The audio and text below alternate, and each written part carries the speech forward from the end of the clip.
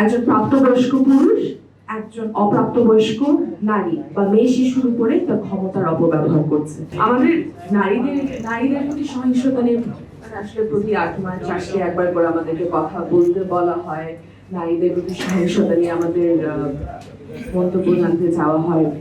নারীর প্রতি সহিংসতার অনেক অনেক অনেক আগে সহিংসতা তো আসলে হচ্ছে শেষ যে আউটকামটা, সে আউটকাম, কিন্তু এটার অনেক আগে যে মূল যে কজটা থেকে থাকে সেটা হচ্ছে নারীদের মর্যাদা পর্যাপ্ত না হয়।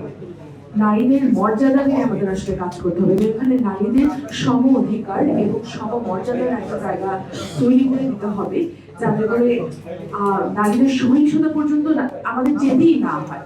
আমি একটু বলি জিনিসটা কিভাবে করে হয়।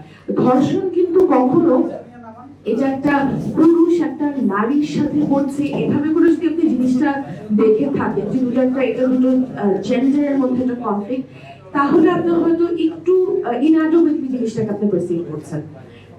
ধর্ষণ সবসময় হয় একজন ক্ষমতাবান ব্যক্তি একজন ক্ষমতাহীন ব্যক্তির উপরে তার ক্ষমতার অপব্যবহার করছে। এটাই হচ্ছে আসলে ধর্ষণ।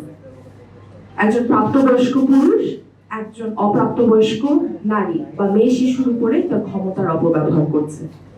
এবং এই জিনিসটা হয়, this comes from a sense of entitlement, যে সেটা করে সে পার পেয়ে যেতে পারবে। সে ওই জায়গাটা পর্যন্ত যায় কি করে? সে যায় কারণ সে তার আরো অনেক আগে সে হয়তো নুসরাত অথবা মনিরা অথবা কারো একজনের প্রোফাইলে গিয়ে হয়তো সে একটা গাড়ি লিখে আসবে। সে জানে যে তার ওই গাড়িটা লিখে তার কিচ্ছু হবে না, তাকে কেউ কখনো কিছু করবে না। আমাদের রাজনৈতিক অঙ্গনে যারা আছেন নারীরা, তারা খুব ভালো করে জানে যে ফেসবুক খুললে আসলে কি পরিমাণ সহিংসতার মুখোমুখি হতে হয়। প্রথম আমারও খারাপ লাগতো, কিন্তু আমার ধারণা আমরা সবারই বয়স হয়ে গেছে না, এখন আর খারাপ লাগে? বাবা মা দেখলে এখন আর খারাপ লাগে? আগে প্রথম আমার বাবা মা খুব বলতো চাচ্ছে এগুলো যে তোমাকে নিয়ে বলেন, আমি বলি বাদ দাও, বলুক, মানুষ বলুক। আমরা তো পরিবারকেও তো একটা আমাদের পরিবারকেও তো বুঝাতে হয়েছে জিনিসগুলো। কি ভাষায়, কি অকথ্য ভাষায় গালিগালাজ করে যে মানুষটা ওই পরিমাণ অকথ্য ভাষায় একটা মোবাইলের আড়ালে, একটা স্ক্রিনের আড়ালে নারীদের সাথে ওরকম আচরণ করতে পারে, ওই মানুষটা অবশ্যই চান্স পেলে, যদি সে চান্স পায়, সে সীতাকুণ্ডের কোনো একটা গভীর পাহাড়ে গিয়ে জঙ্গলের ভিতরে একটা মেয়েকে ধর্ষণ করবে। কারণ ওরা হচ্ছে চান্স নেওয়ার মানুষ, ওরা তো জানে যে অ্যাকাউন্টেবিলিটিটা ওদের হবে না। সো মর্যাদাটা সবার আগে আসবে। এখানে নারী শক্তির আজকে আত্মপ্রকাশ হচ্ছে। আমি লিখে দিতে পারি যে আপনারা যদি এখানে অনেকে হয়তো লাইভে যাচ্ছেন, লাইভে যখন আপনারা কমেন্টগুলো দেখবেন, কমেন্টগুলোতেই আপনারা দেখবেন যে এই প্যানেলে যে নারীরা বসে আছে নারীদেরকে নিয়ে কি বলা হচ্ছে।